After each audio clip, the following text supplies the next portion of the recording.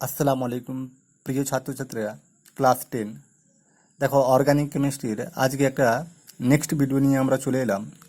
এই ভিডিওতে আমরা অর্গানিক কেমিস্ট্রির একটা নতুন কনসেপ্ট পড়ব।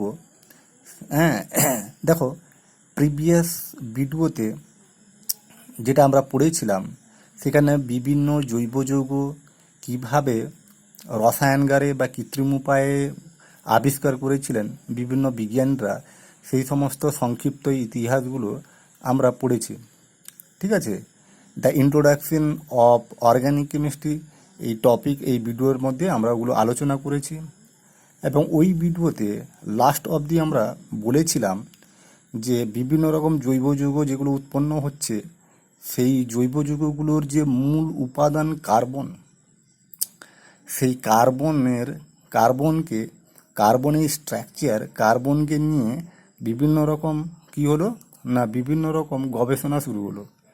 সেই গবেষণা করতে গিয়ে দুজন বিখ্যাত বিজ্ঞানীর নাম বলেছিলাম।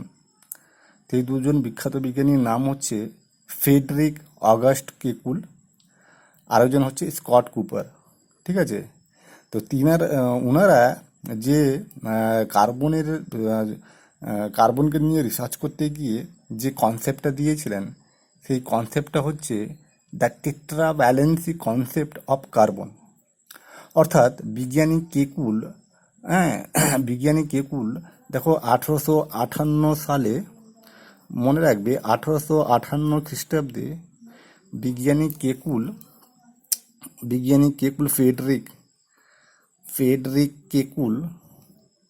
ফ্রেডরিক অগাস্ট কেকুল, ঠিক আছে, তিনি কার্বনের টেট্রাভ্যালেন্সি কনসেপ্টটা দিয়েছিলেন। ঠিক আছে, কার্বনের চতুর্যোজী কনসেপ্টটা দিয়েছিলেন। তিনি বলেছিলেন কার্বনের যোজ্যতা হচ্ছে 4। ঠিক আছে, আজকে আমরা সবাই জানি যে কার্বনের যোজ্যতা হচ্ছে 4। এই যে ধারণাটা দিয়েছিলেন সেটা সর্বপ্রথম যে বিজ্ঞানী দিয়েছিলেন তার নাম হচ্ছে কেকুল। ঠিক আছে, তো আজকে আমাদের যে আলোচ্য বিষয়টা হচ্ছে সেই কার্বনের চতুর্যোজী ভ্যালেন্সি বা টেট্রা ভ্যালেন্সি অফ কার্বন। এই টপিকটার উপর আজকে আমাদের আলোচনা হবে, টেট্রা ভ্যালেন্সি অফ কার্বন। ঠিক আছে, what is tetra valency of carbon? Tetra valency of carbon কি, এটা নিয়ে আমরা আজকে আলোচনা করব। দেখো, আমরা সবাই জানি যে কার্বনের পরমাণু ক্রমাঙ্ক হচ্ছে 6। ঠিক আছে, কার্বনের পরমাণু ক্রমাঙ্ক কত? 6। তাহলে কার্বনকে যদি আমরা ইলেকট্রন বিন্যাস করি তাহলে 2, 4। কার্বনের সর্বস্থ কক্ষে কটা ইলেকট্রন আছে? 4টা। এখন আমি একটা নিউক্লিয়াস যদি ড্র করি এইখানে কার্বনের ক্ষেত্রে, তাহলে এখানে হচ্ছে নিউক্লিয়াস। তাহলে নিউক্লিয়াসকে ঘিরে একটা অরবিটাল থাকবে, আরও একটা অরবিটাল থাকবে। ধরো এই অরবিটাল কে, এটা এল কক্ষ। তাহলে এই অরবিটালের মধ্যে আমার 2টো ইলেকট্রন থাকলো, আর একটা এটা এরকমভাবে অরবিটাল হবে। এই অরবিটালের মধ্যে আমার 4টা ইলেকট্রন থাকবে এরকমভাবে। তাহলে এইটাও যদি কার্বনের অরবিটাল হয় তাহলে সর্বস্থ কক্ষে কার্বনের কটা ইলেকট্রন থাকলো? 4টা ইলেকট্রন। এখন কথা হচ্ছে যে সমস্ত পরমাণু বা মৌলই সবাই চায় যে অষ্টক পূর্তি ঘটাতে। প্রত্যেকটা পরমাণু, এটা আমরা পড়েছি বা জানি। ঠিক আছে, প্রত্যেকটা পরমাণু বা মৌল চাইবে তারা কি না অষ্টক পূর্তি ঘটাতে, অক্টেট ফিল আপ করতে সবাই চাইবে। তাহলে এখানে কার্বনও কি করবে? সে অষ্টক পূর্তি ঘটবে, দিয়ে নিকটতম নিষ্ক্রিয় গ্যাসের সুস্থিতি পাবে, ইনার্ট গ্যাসের স্টেবিলাইজেশন পাবে। এখন সেটাই যদি আমরা ধরি যে কার্বনের সর্বস্থ কক্ষে 4টা ইলেকট্রন আছে, ভালো করে বুঝবে, খুব ক্লিয়ারলিভাবে আমি সমস্ত কিছু বলবো। ঠিক আছে, তোমরা খালি দেখে যাও ভিডিওটা, খুব ইন্টারেস্টিং ভিডিও। তো এখানে দেখো কার্বনের ক্ষেত্রে, কার্বনের সর্বস্থ কক্ষে কটা ইলেকট্রন আছে? 4টা ইলেকট্রন আছে। এখন কার্বন যদি চায় যে আরও অষ্টক পূর্তি ঘটানোর জন্য 8টা ইলেকট্রন দরকার, এখন কার্বন যদি চায় আরও 4টা ইলেকট্রন নেবে, তাহলে তার টোটাল ইলেকট্রন কটা দাঁড়াবে? কার্বনের টোটাল ইলেকট্রন সংখ্যা কত দাঁড়াবে? 10টা। নিকটতম নিষ্ক্রিয় গ্যাস নিয়ন, এই নিয়নের সুস্থিতি পাওয়ার জন্য কি করবে? কার্বন আরও 4টা ইলেকট্রন তার সর্বস্থ কক্ষে নেবে। তাহলে যদি 4টা ইলেকট্রন সে বাইরে থেকে নেয় তাহলে কার্বন কীরকম হবে? C4- হবে। যেরকম তড়িৎযোজী যৌগগুলো করে, তড়িৎযোজী বা আয়নীয় যৌগগুলো করে, তাহলে কার্বন 4টা ইলেকট্রন বাইরে থেকে নিয়ে 4- হলো। আবার কার্বন যদি 4টা ইলেকট্রন কোনো একটা পরমাণুকে দিয়েই থাকে, তাহলে সে নিকটতম নিষ্ক্রিয় গ্যাস হিলিয়ামের দ্বৈত সূত্র লাভ করবে, ডুপ্লেট লাভ করবে, তাই না? হিলিয়াম 2, অর্থাৎ বাইরে থেকে যদি 4টা ইলেকট্রন সে কোনো পরমাণুকে দিয়েই থাকে, তাহলে তার কটা ইলেকট্রন বাঁচবে? 2টো ইলেকট্রন বাঁচবে। তাহলে সেই হিলিয়ামের নিকটতম নিষ্ক্রিয় হিলিয়ামের স্থিতি পাবে। তাহলে সেখানে যে আয়নটা পাবো সেটা হচ্ছে 4+ আয়ন। তাহলে এখন কথা হচ্ছে যে কার্বন C4- আয়ন বা C4+ আয়ন আদৌ কি কার্বন করে? তার উত্তর হচ্ছে না। কেন?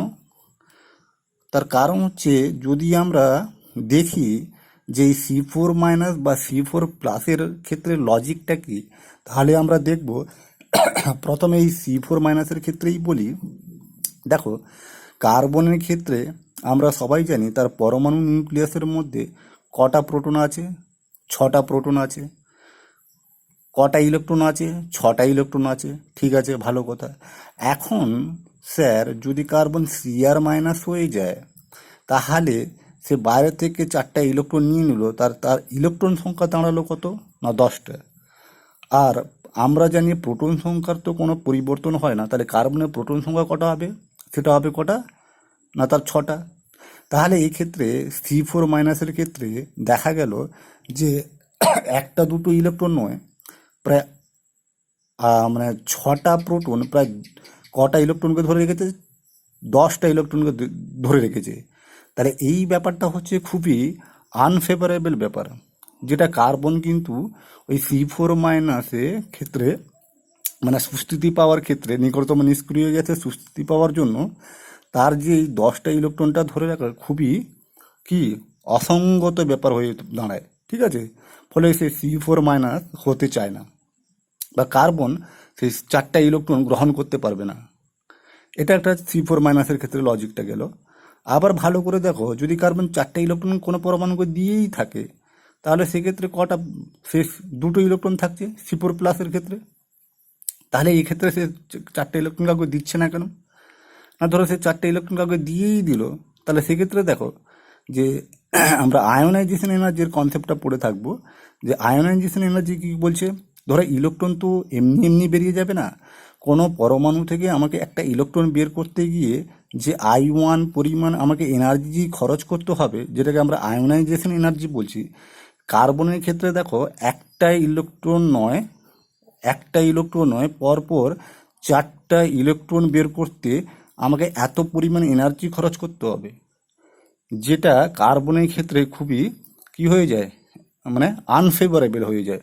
কার্বন চাইবে না যে এতটা তার আয়োনাইজেশন এনার্জি খরচা করে সে নিকটতম নিষ্ক্রিয় গ্যাস হিলিয়ামের সুস্থিতি পেতে। কথাটা বোঝা গেল? ওই জন্য কার্বন না 4টা ইলেকট্রন গ্রহণ করে C4- আয়ন গঠন করতে পারে, না 4টা ইলেকট্রন কোনো পরমাণুকে দিয়ে C4+ আয়ন গঠন করতে পারে।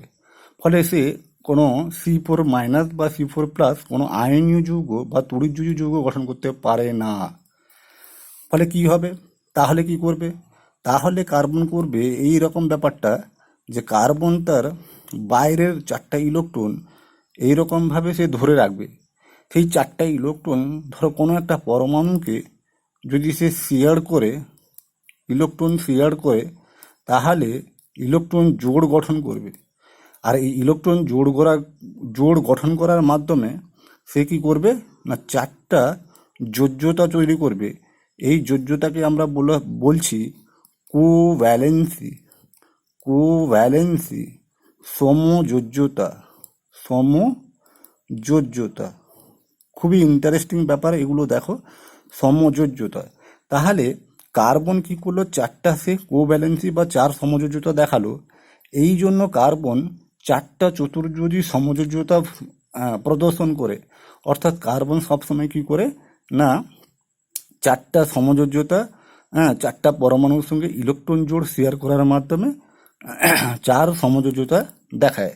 এবং এই কারণের জন্য কার্বন কি করে না কোভ্যালেন্ট বন্ড তৈরি করে। একে আমরা বলছি সমযোজী বন্ধন, যেটাকে আমরা তড়িৎযোজী বা সমযোজী এই চ্যাপ্টারটা পড়েছি, ওইখানে আমরা জানি যে সমযোজী বন্ধন কার্বন সমযোজী যৌগ তৈরি করে। ওই জন্য সমস্ত অর্গানিক কম্পাউন্ড, সমস্ত জৈব যৌগই হচ্ছে সমস্ত অর্গানিক কম্পাউন্ড বা জৈব যৌগই কী হচ্ছে না কোভ্যালেন্ট, ঠিক আছে, সমযোজী। সমস্ত জৈব যৌগ, সমস্ত কার্বন গঠিত যৌগ মানে জৈব যৌগ, তাহলে কার্বন সবসময় কী করে না সমযোজী যৌগ গঠন করে। বোঝা গেল? তাহলে এইটাই হচ্ছে টেট্রাভ্যালেন্সি কনসেপ্ট অফ কার্বন। এই টেট্রাভ্যালেন্সি কনসেপ্ট অফ কার্বন এইরকমভাবে কার্বন তার চারটি যোজ্যতা সমযোজ্যতা চারটি পরমাণুর সঙ্গে সে কার্বন হতে পারে, কার্বন অন্য কোনো পরমাণু হাইড্রোজেন হতে পারে বা আদার্স কোনো অক্সিজেন পরমাণু হতে পারে। এইরকমভাবে সে টেট্রাভ্যালেন্সি বা সমযোজ্যতা প্রদর্শন করে, ঠিক আছে। এবারে এই যে টেট্রাভ্যালেন্সির কনসেপ্টটা কে দিয়েছিলেন না বিজ্ঞানী ফ্রেডরিক কেকুল দিয়েছিলেন, অগাস্ট কেকুল। তিনি এই টেট্রাভ্যালেন্সির কনসেপ্টটা দিয়েছিলেন। তিনি বলেছিলেন যে কার্বনের এই চারটি সমযোজ্যতা, ভালো করে দেখবে, কার্বনের এই চারটি সমযোজ্যতা পরস্পরের সঙ্গে 90 ডিগ্রি অ্যাঙ্গেলে থাকে। আমরা খাতায় দেখতে পাচ্ছি যে এই চারটে সমযোজ্যতা পরস্পরের সঙ্গে 90 ডিগ্রি অ্যাঙ্গেলে করেছে।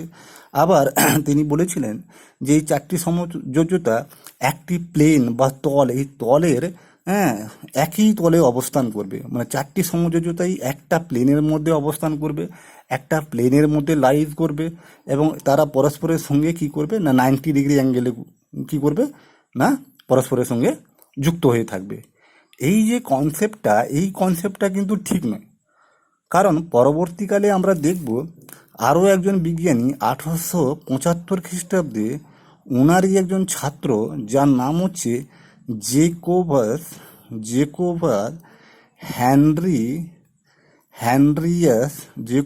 হ্যানরিয়াস ভ্যান হপ। জেকোবাস হ্যানরিয়াস ভ্যান হপ খুবই বিখ্যাত রসায়নবিদ ছিলেন এই ভ্যান হপ। তিনি পরবর্তীকালে কার্বনের যে এই যে সমযোজ্যতা বা টেট্রাভ্যালেন্সির কনসেপ্ট, যেটা কেকুল প্রস্তাব করেছিলেন, তিনি বলেছিলেন যে টেট্রাভ্যালেন্সি বা চতুর্যোজ্যতা কার্বন দেখায় সেটা ঠিকই আছে, সেটা ঠিক, কিন্তু এই যে চারটা যোজ্যতা পরস্পরের সঙ্গে 90 ডিগ্রি অ্যাঙ্গেল করে থাকে, এটা ঠিক নয়। কারণ তিনি পরবর্তীকালে আরও উন্নত রিসার্চের মাধ্যমে তিনি প্রমাণ করেছিলেন, মডেল স্ট্রাকচার এঁকে দেখিয়েছিলেন যে কার্বনের এই চারটা যোজ্যতা পরস্পরের সঙ্গে 90 ডিগ্রি অ্যাঙ্গেলে থাকে না, একটা আলাদা অ্যাঙ্গেলে থাকে, একটা আলাদা কোণ তৈরি করে। সেই অ্যাঙ্গেল বা কোণ এবং কী স্ট্রাকচার তৈরি করে, সেই স্ট্রাকচারে তিনি ধারণা দিয়েছিলেন। সেই স্ট্রাকচারটার নাম হচ্ছে টেট্রাহাইড্রাল স্ট্রাকচার অফ কার্বন। তাহলে আমরা দেখব যে এই কেকুলের পরে জেকোবাস হ্যানরিয়াস ভ্যান হপ, যিনি ওনারই ছাত্র ছিলেন, আরও একজন বিজ্ঞানী যার নাম হচ্ছে লাবেল। এই দুজন বিজ্ঞানী কি করেছিলেন না উন্নত মডেলের সাহায্যে tetrahedral shape of model carbon বা কার্বন যোজ্যতার চতুস্তলকীয় মডেল, এই ধারণাটা দিয়েছিলেন। ওনারা বলেছিলেন যে কার্বনের ক্ষেত্রে, যেটা কেকুল বলেছিল, যে কার্বনের চারটা সমযোজ্যতা এইরকম পরস্পরের সঙ্গে 90 ডিগ্রি অ্যাঙ্গেলে থাকে, সেটা কার্বন হতে পারে বা কার্বন অন্য কোনো পরমাণু হতে পারে, তার সঙ্গে এরকমভাবে কোভ্যালেন্ট বন্ধনের মাধ্যমে যুক্ত হয়। কিন্তু বিজ্ঞানী ভ্যান হপ এবং লাবেল ওনারা বলেছিলেন যে না, কার্বনের ওই রকমভাবে কোভ্যালেন্ট থাকে না। কার্বনের যোজ্যতাগুলো, চারটা যোজ্যতাগুলো নিজেদের মধ্যে এইরকমভাবে বিন্যস্ত থাকে, কার্বনের সমযোজ্যতাগুলো এইরকমভাবে বিন্যস্ত থাকে, ঠিক আছে। সুষম চতুস্তলকীয়, যেটাকে বলা হচ্ছে যে সুষম চতুস্তলকীয়ভাবে এইরকমভাবে নিজেদের মধ্যে সুষম চতুস্তলকীয়ভাবে বিন্যস্ত থাকে। আরও একটা বন্ড আছে যেটা পিছনের দিকে থাকে, এটা আমি এরকমভাবে দেখাচ্ছি, সুষম চতুস্তলকীয় বিন্যাসে বিন্যস্ত থাকে। এই সুষম চতুস্তলকীয় বিন্যাসটাকেই বলা হচ্ছে টেট্রাহাইড্রাল স্ট্রাকচার। ঠিক আছে, টেট্রাহাইড্রাল স্ট্রাকচার। আর এই যে সমযোজ্যতাগুলো, একটা যোজ্যতা আর একটা যোজ্যতার মধ্যে যে অ্যাঙ্গেলটা থাকে সেটাকে তিনি বলেছিলেন 109 ডিগ্রি 28 মিনিটের কাছাকাছি। ঠিক আছে, তো কার্বন কি করে না, কার্বন সমযোজী যে যোজ্যতাগুলো থাকে তারা পরস্পরের সঙ্গে 90 ডিগ্রি অ্যাঙ্গেলে থাকে না। তিনি বলেছিলেন যে চতুস্থলকীয় বিন্যাসে থাকে। এবং তুমি যদি একটা কাল্পনিক একটা ইমাজিনারি তল কল্পনা করো, তাহলে দেখবে যে এই চারটা যোজ্যতা, চারটা সমযোজ্যতা কার্বনের একটা তলের মধ্যে লাই করে না। একটা যদি তল, তিনটে তল একটা তলের মধ্যে লাই করলে আর একটা কিন্তু অ্যাবাভ দ্য প্লেন থাকবে, মানে তলের উপরের দিকে থাকবে। এবং এই যোজ্যতাগুলো একে অপরের সঙ্গে একটা তলের মধ্যে কি হবে, বিন্যস্ত থাকবে না। ঠিক আছে, তো আমরা খাতায় 2 ডিগ্রি এই মডেলটা দেখাচ্ছি, বুঝতে পারছি না। ঠিক আছে, আমরা যদি 3D মডেল দেখি, এই 3D মডেলে আমরা খুব ভালোভাবে বুঝতে পারবো যে কার্বনের চতুস্থলকীয় মডেলটা ঠিক কী রকম। ঠিক যেরকম প্রিজম দেখলে যেরকম হয়, বা পিরামিড দেখলে যেরকম হয়, ত্রিকোণা পিরামিড বা প্রিজম দেখলে সেই রকম টাইপের একটা স্ট্রাকচার বা মডেল কার্বনের তারা প্রস্তাবিত করেছিলেন, যেটা আধুনিক কেমিস্ট্রিতে বা আধুনিক রসায়নে বিভিন্ন রকম স্পেকট্রোস্কোপি, বিভিন্ন রকম এক্স রে মেশিন, সেগুলোর মাধ্যমে যখন দেখা গেল যে কার্বনের প্রকৃত স্ট্রাকচার কীরকম, তখনই দেখা গেল যে হ্যাঁ, সত্যিকারে যে লাবেল এবং বিজ্ঞানী ভ্যান্ডভ যে স্ট্রাকচার প্রস্তাব করেছিলেন, যে স্ট্রাকচারের ধারণা দিয়েছিলেন, সেই স্ট্রাকচারটা কিন্তু ওই রকমই চতুস্থলকীয় স্ট্রাকচার। এবং একটা তল আর একটা তলের সঙ্গে একই, মানে একটা যোজ্যতা আর একটা যোজ্যতার সঙ্গে একই তলের মধ্যে অবস্থান করছে না। এবং একটা যোজ্যতা আর একটা যোজ্যতার মধ্যে যে অ্যাঙ্গেলটা থাকে, সেই অ্যাঙ্গেলটা হচ্ছে 109 ডিগ্রি 28 মিনিট। ঠিক আছে, এটা হচ্ছে আমরা খাতায় 2 ডিগ্রি স্ট্রাকচার দেখিয়েছি, আমি তোমাদের জন্য একটা 3D স্ট্রাকচার বানিয়েছি, সেটা আমরা আজকে ওই 3D স্ট্রাকচারটা বা মডেলটা দেখব। তাহলে এই স্ট্রাকচারটা আরও খুব ভালোভাবে বোঝা যাবে যে কিভাবে কার্বন তার চতুস্থলকীয় বিন্যাসে থাকে। ঠিক আছে, তাহলে চলো ছেলেরা, আজকে আমি তোমাদের সেই 3D মডেলটা দেখাবো। দেখো খাতায় যে স্ট্রাকচারটা দেখা যাচ্ছে আর এই 3D স্ট্রাকচারটা দেখো, এটা হচ্ছে 3 ডাইমেনশনাল স্ট্রাকচার। এই মডেলটা আমি তোমাদের বানিয়েছি। এখানে এই মডেলটা দেখো ঠিক কীরকম ত্রিকোণ পিরামিডের মতো লাগছে না? এই মডেলে দেখো খুব ভালোভাবে যে তিনটা তল আছে। এখানে যদি আমি এটাকে কার্বন, এইটা যদি আমার কার্বন অ্যাটম হয়, আর এইগুলো যদি ধরো যে কোনো একটা তিনটা আলাদা আলাদা অ্যাটম, তাহলে আমি বুঝতে পারবো যে এই তিনটা অ্যাটম একটা প্লেনের মধ্যে লাই করেছে, এই তিনটা অ্যাটম। আর এটা হচ্ছে, এইগুলো হচ্ছে কি কার্বনের, এইগুলো হচ্ছে কার্বনের যোজ্যতা। চারটা যোজ্যতা দেখা, একটা যোজ্যতা, দুটো যোজ্যতা, তিনটা যোজ্যতা, আর একটা চারটা যোজ্যতা।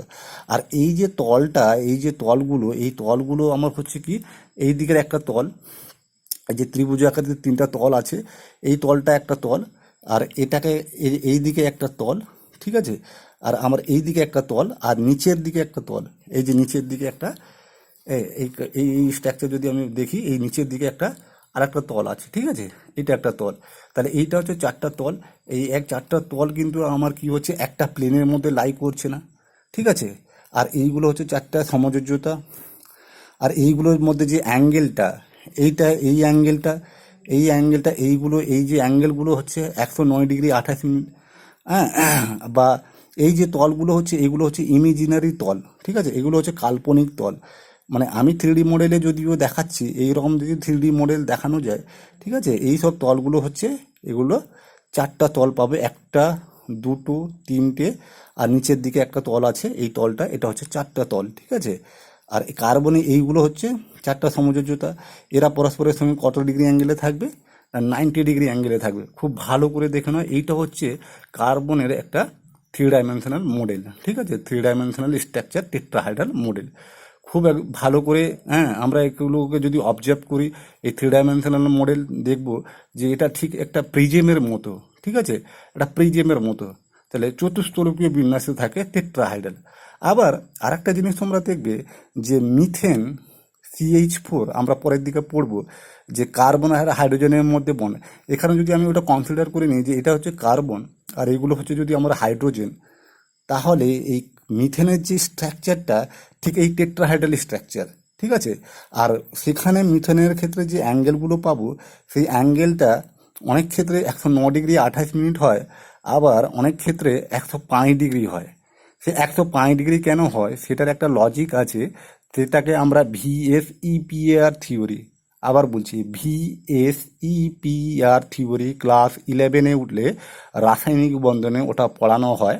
ঠিক আছে, ওই থিওরির উপর বেস করে বিভিন্ন রকম যৌগগুলোর অ্যাঙ্গেল নিয়ে একটা থিওরি আছে, সেটা আমরা পরের দিকে পড়ব। আপাততভাবে এই যে মডেলটা আমরা দেখলাম, এটা খুব সুন্দর একটা মডেল, যেখানে কার্বন চতুষ্ফলকীয় বিন্যাসে থাকে এবং পরিষ্কারভাবে তোমরা বুঝতে পারছো, আশা করি কোনো অসুবিধা হবে না। টেট্রাহাইড্রাল স্ট্রাকচারটা এইরকমভাবে স্ট্রাকচার দেখানো হয়। ঠিক আছে, তো চলো আজকে যেটা আমরা পড়লাম, টেট্রাহাইড্রাল মডেল বা টেট্রাহাইড্রাল স্ট্রাকচারটা এইরকমভাবে খাতায় আঁকলে এইরকমভাবে দেখাবে।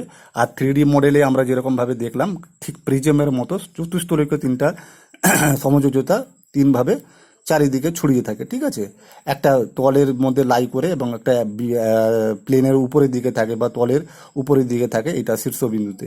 যাই হোক, আর এই প্রত্যেকটা যে যোজ্যতা আছে, সেই যোজ্যতা যে কোনো দুটো যোজ্যতার মধ্যবর্তী যে কোণটা থাকে সেটা 109 ডিগ্রি 28 মিনিট। হ্যাঁ, আর একটা কথা, যে কার্বনের, এই কার্বন যে সমযোজী যৌগ, আমরা যখন কিন্তু খাতায় লিখব বিভিন্ন রকম যৌগ, সেটা কিন্তু মনে রাখবে যে কার্বনের ক্ষেত্রে, ধরো সাপোজ একটা মিথেন অণু লিখছি, এই যে CH4, সেটাকে তার সমযোজী যোজ্যতা দেখানোর জন্য খাতায় কিন্তু আমরা এই রকমভাবে লিখি। যেহেতু খাতা, বোর্ড এগুলো হচ্ছে 2 ডাইমেনশনাল স্ট্রাকচার, সেগুলোকে আমরা 3 ডাইমেনশনাল মডেল স্ট্রাকচারে এইরকমভাবে লিখতে গেলে কার্বন হচ্ছে বিভিন্ন রকম যৌগ। হ্যাঁ, বিভিন্ন রকম কার্বন, অনেক রকম পরমাণু, অনেক রকম নিজেদের মধ্যে কার্বন কার্বন পরমাণুর মধ্যে অনেক বন্ধন সৃষ্টি করে। হ্যাঁ, ডবল বন্ড, ট্রিপল বন্ড আমরা দেখব পরবর্তীকালে অনেক রকম যৌগ যখন পড়ব। ঠিক আছে, তাহলে সেই সব বন্ধন এই রকম আকারে যদি লেখা হয় তাহলে খুবই জটিল প্রক্রিয়া হয়ে যায়। মানে এইরকমভাবে যদি আমরা প্রত্যেকটা বন্ধন বা যোজ্যতা দেখাই, তাহলে সেটা আমরা ঠিকঠাকভাবে বোঝাতে পারবো না। সেই জন্য সহজ উপায়ে আমরা এইরকমভাবে রেখা আকারে 2 ডাইমেনশনাল স্ট্রাকচারে এরকমভাবে লিখি। ঠিক আছে, কিন্তু আদৌ এদের মধ্যে কিন্তু 90 ডিগ্রি অ্যাঙ্গেল নেই, এটা কিন্তু মাথায় রাখবে। আমরা খাতা কলমে যখন লিখি এরকমভাবে দেখাই, যেরকম মিথেনে এরকম দেখালাম, ইথেনকে আবার আমরা এরকমভাবে দেখাই। ঠিক আছে, এইরকমভাবে দেখাই, এই রেখা আকারে এরকমভাবে সোজাসুজি বন্ড করে দেখাই। আমার কথার উদ্দেশ্য হচ্ছে যে এই যে বন্ড সোজাসুজি একে অপরের সঙ্গে যে যোজ্যতাগুলো 90 ডিগ্রি অ্যাঙ্গেলে থাকে না, তারা পরস্পরের বিভিন্ন রকম এই 109 ডিগ্রি 28 মিনিট অ্যাঙ্গেলে থাকে এবং বিভিন্ন রকম যৌগগুলোর ক্ষেত্রে বিভিন্ন রকম অ্যাঙ্গেল করবে। সেটা ভিএসইপিআর থিওরি দিয়ে যেটা বললাম, যেটা পরের দিকে পড়বো। যাই হোক, খাতায় আমরা এরকমভাবে ড্র করি, কিন্তু আদৌ কিন্তু স্ট্রাকচারটা কার্বনের বা মিথেনের ক্ষেত্রে এরকম টেট্রাহাইড্রাল বিন্যাসে থাকবে। এই কথাটা তোমরা কিন্তু মনে রাখবে এবং আশা করি খুব ভালোভাবে বুঝতে পেরেছো। এরপরে যেটা আসছি, যেটা আমি প্রিভিয়াস ভিডিওতে বলেছিলাম একটা কথা, যে এই কার্বন ঘটিত জৈব যৌগগুলো, হ্যাঁ, পৃথিবীতে অন্যান্য অজৈব যৌগগুলো থেকে অনেক গুণ বেশি পাওয়া যায়। প্রায় 20 লক্ষেরও বেশি কার্বন গঠিত জৈব যৌগগুলো আমাদের প্রকৃতিতে বা বিশ্ব ব্রহ্মাণ্ডের মধ্যে পাওয়া যায়। এখন পর্যন্ত অনেক কোটি কোটি মৌলগুলো আছে যেগুলো আমরা হদিশ পাইনি বা বিজ্ঞানরা জানেই না। এবার কারণ হচ্ছে যে ওই সমস্ত যৌগগুলো, কার্বন গঠিত যৌগগুলোর এত প্রাচুর্যের বা এত সিনথেসিস বা কৃত্রিম উপায়ে তৈরি করার কারণটা কি, মানে এত প্রকৃতিতে পাওয়ার যে কারণটা কি, সেটা দুটো কারণ বলেছিলাম। একটা হচ্ছে ক্যাটিনেশন প্রপার্টি, আর একটা হচ্ছে কি আইসোমারিজম বা সমবয়বতা। আর একটা হচ্ছে আইসোমারিজম বা সমবয়বতা। এই আইসোমারিজম বা সমবয়বতা আমরা পরের দিকে পড়ব। এই ক্যাটিনেশন প্রপার্টি কি, সেটা আজকে এই ভিডিওর মধ্যে আমি ডিসকাস করে দিচ্ছি। যে ক্যাটিনেশন প্রপার্টি কিছু না, ক্যাটিনেশন প্রপার্টি হচ্ছে যে কার্বন পরমাণু, এই যে 4 সমযোজিতার মাধ্যমে একটা কার্বন পরমাণু একাধিক কার্বন পরমাণুর সঙ্গে যুক্ত হয়ে বিভিন্ন রকম সরল রৈখিক চেন তৈরি করে। আবার আমরা দেখব ব্রাঞ্চিং বা শাখাযুক্ত চেন তৈরি করে। ঠিক আছে, শাখাযুক্ত চেন তৈরি করে। আবার দেখব যে একটা কার্বন পরমাণু আর একটা কার্বন পরমাণুর সঙ্গে দ্বিবন্ধনের মাধ্যমেও বিভিন্ন রকম যৌগ তৈরি করছে। একটা কার্বন পরমাণু, আবার দেখো একটা কার্বন পরমাণু আর একটা কার্বন পরমাণুর সঙ্গে দ্বিবন্ধন গঠন করার মাধ্যমেও যৌগ গঠন করছে। এই যে একটা কার্বন পরমাণু একাধিক কার্বন পরমাণুর সঙ্গে যুক্ত হয়ে বিভিন্ন রকম সরল রৈখিক শৃঙ্খলযুক্ত এবং কার্বন কার্বন এক বন্ধন, কার্বন কার্বন দ্বিবন্ধন, কার্বন কার্বন তিন বন্ধন, এই যুক্ত হওয়ার যে প্রবণতাটা বা যুক্ত হওয়ার যে ক্ষমতাটা, তাকেই আমরা ক্যাটিনেশন প্রপার্টি বলি। অর্থাৎ বলা হচ্ছে কার্বনের ক্যাটিনেশন ধর্মর জন্যই কার্বন পরমাণু কি করে না, একটা কার্বন পরমাণু একসঙ্গে একাধিক কার্বন পরমাণুর সঙ্গে এক বন্ধন, দ্বিবন্ধন, ত্রিবন্ধন, বা সরল রৈখিক চেন বা শাখাযুক্ত চেন নিয়ে লম্বা লম্বা একটা রৈখিক শৃঙ্খল তৈরি করতে পারে। কার্বনের যে এই প্রপার্টি বা এই যে এক্সেপশনাল যে ক্যাপাসিটি, যেটাকে বলা হচ্ছে ক্যাটিনেশন প্রপার্টি, ঠিক আছে? এই ক্যাটিনেশন ধর্মের জন্যেই কার্বন পরমাণু একটা কার্বন পরমাণু একাধিক কার্বন পরমাণুর সঙ্গে যুক্ত হয়ে বিভিন্ন রকম জৈব যৌগ তৈরি করে, ঠিক আছে? তাহলে এইটা হচ্ছে ক্যাটিনেশন প্রপার্টি বা যাকে বলা হয়েছে ক্যাটিনেশন ধর্ম কার্বনের। এই ক্যাটিনেশন ধর্ম অজৈব যৌগগুলোর মধ্যে অন্যান্য মৌলগুলোর মধ্যে একমাত্র সিলিকন দেখায়, ঠিক আছে? সিলিকন, কিন্তু সিলিকন এতটাই যে কম দেখায় এই ক্যাটিনেশন প্রপার্টি, সে কার্বনের ধারে কাছেই যেতে পারে না। অর্থাৎ পুরোটা পর্যায় সারণীর মধ্যে যত মৌল আছে সবচেয়ে বেশি ক্যাটিনেশন প্রপার্টি যেটা দেখায় সেটা হচ্ছে কার্বন পরমাণু। কিছু পরিমাণ ক্যাটিনেশন প্রপার্টি আমরা সালফার ফসফরাসের ক্ষেত্রে খুব সামান্য দেখি, যেমন ফসফরাস কী হয় P4 গঠন করে, সালফারকে আমরা S8 দেখি, কিন্তু এগুলোকে মানে ঠিক ক্যাটিনেশন প্রপার্টি বলে না, এগুলোকে আবার অ্যালোট্রপ বলা হয়, মানে বহুরূপতা বলা হয়, ঠিক আছে? সিলিকন কিছুটা ক্যাটিনেশন প্রপার্টি দেখায়, সেটাকে পলিমার গঠন করার ক্ষেত্রে আমরা পরের দিকে ওটা পড়বো, যাই হোক। কিন্তু কার্বন যতটা ক্যাটিনেশন প্রপার্টি দেখায় অন্যান্য কোনো মৌল দেখায় না। কার্বনের এই যে এক্সেপশনাল বিহেভিয়ারের জন্য প্রচুর পরিমাণে প্রকৃতিতে কার্বন ঘটিত জৈব যৌগ পাওয়া যায়, ঠিক আছে? তো আজকের ভিডিওতে যেটা আমরা বিভিন্ন রকম টেট্রা ভ্যালেন্সি কনসেপ্ট যেটা পড়লাম, আশা করি তোমরা বুঝতে পেরেছো। তারপরে ভ্যান হপের বা লাবেলের যে টেট্রাহাইড্রাল স্ট্রাকচারটা খুবই গুরুত্বপূর্ণ যে কনসেপ্টটা, এটা আমরা উঁচু ক্লাসে আরও খুব ভালোভাবে পড়বো। সেটাও আমি ডিসকাস করে দিলাম খুব ভালোভাবে, দেখবে খুব ক্লিয়ারলিভাবে বললাম, 3D স্ট্রাকচার করে দেখালাম, এটাও তোমরা আশা করি খুব ভালোভাবে বুঝতে পেরেছো। এই দুটো কনসেপ্টগুলো তোমাদের পরীক্ষায় আসবে না বা পরীক্ষায় দেবে না, কিন্তু এই কনসেপ্টগুলো খুব উঁচু ক্লাসে কেমিস্ট্রির ক্ষেত্রে খুবই খুবই খুবই গুরুত্বপূর্ণ, ঠিক আছে? এই কনসেপ্টটা তোমরা পড়বে বা জানবে বিস্তারিতভাবে। আজকে এই কনসেপ্টটা নিয়ে আমি যে ভিডিওটা বানালাম, আমি আশা করছি তোমরা সবাই বুঝতে পারবে এবং ক্লিয়ার হবে, ঠিক আছে? এই নিয়ে আজকের এই ভিডিওটা আমি শেষ করলাম। আসসালামু আলাইকুম।